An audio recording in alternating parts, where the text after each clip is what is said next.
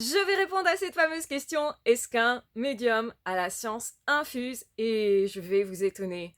En réalité, ma réponse est oui. Quand on vit des expériences à répétition, que ce sont des événements, on a l'absolue certitude que ça existe. Un médium vous dira avec l'absolue certitude qu'il croit au monde des esprits, qu'il croit au monde de l'invisible et que c'est quelque chose que cette personne a expérimenté assez souvent, assez fréquemment finalement, et donc forcément ça donne des certitudes. Cependant, parce que oui, il y a un mais, eh bien, le médium en question ne vivra que certains événements, certaines expériences. Et il y a des choses sur lesquelles il ne saura pas vraiment donner d'avis parce qu'il ne sait pas, tout simplement. En fait, en tant que médium, on va vivre des événements, mais ça aussi, c'est limité. Il y a des choses auxquelles on n'aura pas accès, il y a des choses qu'on va avoir du mal aussi à interpréter, donc on peut être certain qu'il s'est passé quelque chose, donc de l'événement en question, on en est certain, mais on n'est pas sûr de l'interprétation qu'on doit en faire, en fait. Et donc, du coup, effectivement, on peut se comporter comme un scientifique quand on est médium, avec les événements qui, généralement en plus, vont se reproduire au courant de la vie du médium. Même si pour l'extérieur, ça peut être plus compliqué à prouver, et pas forcément impossible d'ailleurs, parce que parfois on peut reproduire un événement, ça se reproduit, donc du coup, d'un point de vue scientifique, c'est étudiable quand ça se reproduit, particulièrement quand ça se reproduit en laboratoire. Malheureusement, c'est peu fréquent de pouvoir reproduire un événement à souhait, puisque là on fait intervenir d'autres volontés que les nôtres, puisque c'est le monde des esprits de d'autres entités en fait. Donc ce qu'il faut bien comprendre, c'est que malgré tout, on peut étudier ça comme un scientifique en se disant voilà, là ça, j'en suis sûre, je suis sûre de ce qui s'est produit, c'est observable, peut-être même par plusieurs personnes, surtout quand il y a des faits physiques.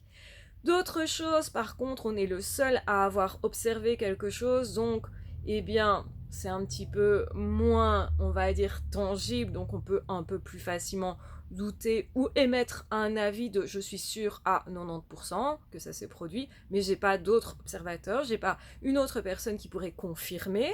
Et aussi, il y a parfois on est sûr d'avoir vu quelque chose, etc., ou entendu quelque chose, mais en même temps on n'est pas sûr de l'interprétation qu'on va en donner. Et donc, il y a aussi des événements qui sont tellement fugaces, futiles, rapides en fait, que là, on peut ne pas être sûr. On a aperçu quelqu'un, par exemple, une ombre, une silhouette, etc.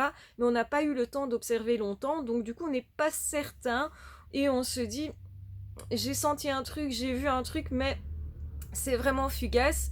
Et donc, du coup, bah, je peux pas être à 100% sûr qu'il y a un esprit là, qu'il y a une personne là, ni de qui est cette personne avec précision. Et donc la prudence est de mise parce qu'effectivement c'est ce que fait le scientifique, il avance pas à pas, il défriche le terrain, il fait des hypothèses, bah, le médium quelque part il fait aussi la même chose, mais peu à peu au courant de sa vie il va quand même avoir des points de repère et aussi on va dire il va être de plus en plus à l'aise avec un événement ou des événements qui au départ le mettaient possiblement mal à l'aise, lui semblait un petit peu justement difficile à accepter et avec les années, bah, généralement il va accepter ce type d'expérience-là. Ça ne veut pas dire forcément rechercher ce type d'expérience. C'est très différent quand quelque chose vous arrive et quand vous recherchez activement à provoquer. Moi je suis très peu pour recommander de provoquer quoi que ce soit avec le monde de l'invisible et des esprits. Si c'est votre destinée, si c'est votre nature aussi quelque part,